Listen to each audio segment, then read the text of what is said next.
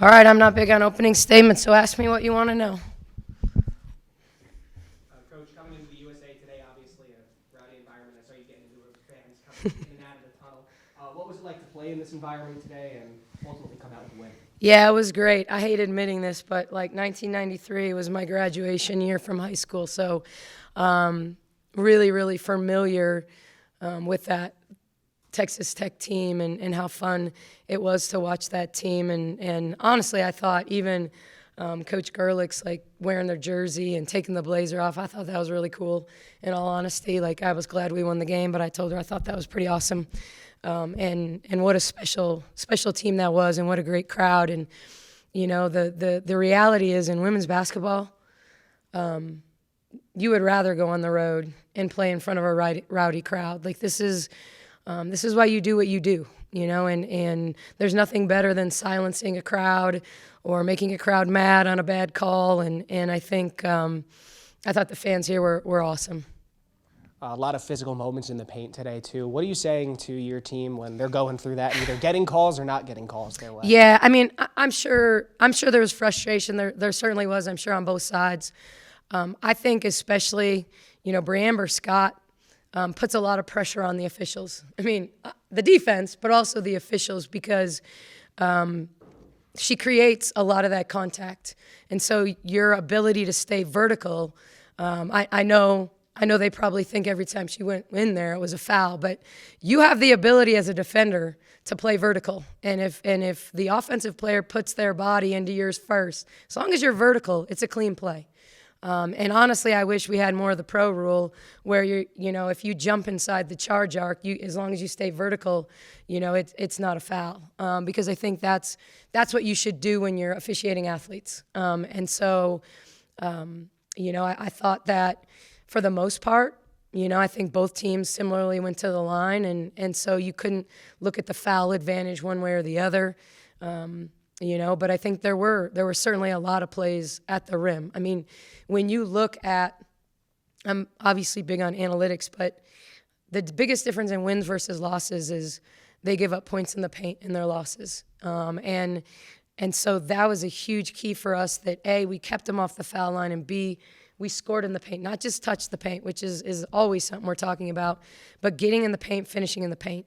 And when all was said and done, that number was 32, and we got 36 points in the paint.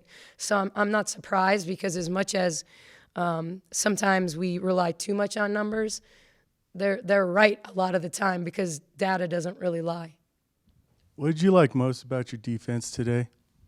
I thought our intensity, you know, I think we stayed pretty dialed in most of the game to knowing our personnel and what they did, who to help off of, who to stay closed down on. A year ago in this building, Bryn Gerlich destroyed us on ball fake, drive left, pull up.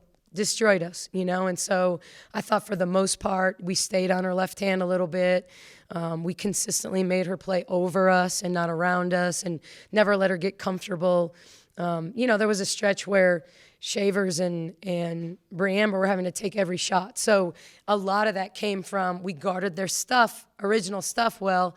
Now it comes down to them trying to make plays because maybe they didn't get the cross screen action to work or the stagger screen action to work. So now they're kind of playing into one-on-one. And I can't say enough about Caitlin Bickle and what she brings to this team, because she tells everyone what to do all the time. You know, she's the ultimate safety on defense and quarterback on offense, and she's just always there. If you noticed who was in a lot of those rotations, it was her, and she knows who to leave and when. And so I just thought we were pretty connected. And when there were 2 points, you know, I was really intentional.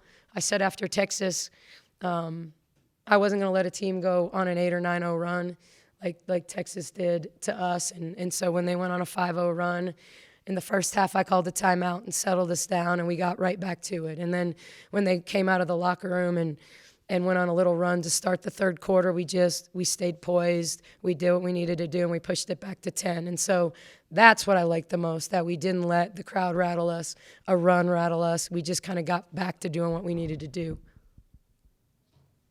Coach, you'll play Kansas this week. It'll be the first time you see it, I think, twice, for the second time. So how do you kind of shift that mindset to now seeing a team again? Yeah, I think it's an easier. It sounds bad, but it's easier because you now have current film on your game and what you did well and what they tried to take away and what they and so it's obviously a chess match then. Like, what do they change? Can we take advantage of it again? How are they gonna change what they do?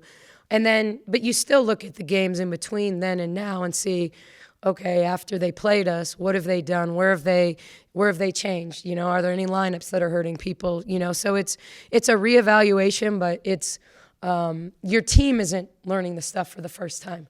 They know what their chin stuff is. They know they understand how long an athletic twin is in the post, and they know that Holly Kerskeeter is going to get shots in tight situations. And Mayberry had a great game against us the last time, and she had been struggled from the field before we played them. So, you know, we've got to be a little bit more engaged on her and keep her from going downhill. So, I mean, it's a little bit of everything, but I mean they're a really good team. Everyone in this league is good. You guys held Bree Scott scoreless from behind the three-point line today. Obviously, you know how prolific of a scorer she can be when she gets going from back there. What was the game plan to attack that and make sure that she couldn't get hot? Yeah, I think a lot of it, and look, she just missed some too. Just like I would say when I look at us, and we were 4 for 19, I think Jana Van Geitenbeek got 3 wide open, uncontested feet set threes, you know. They got some as well and just missed. So I don't want to say that on all those possessions we were flying out on her. But I do think that we were around.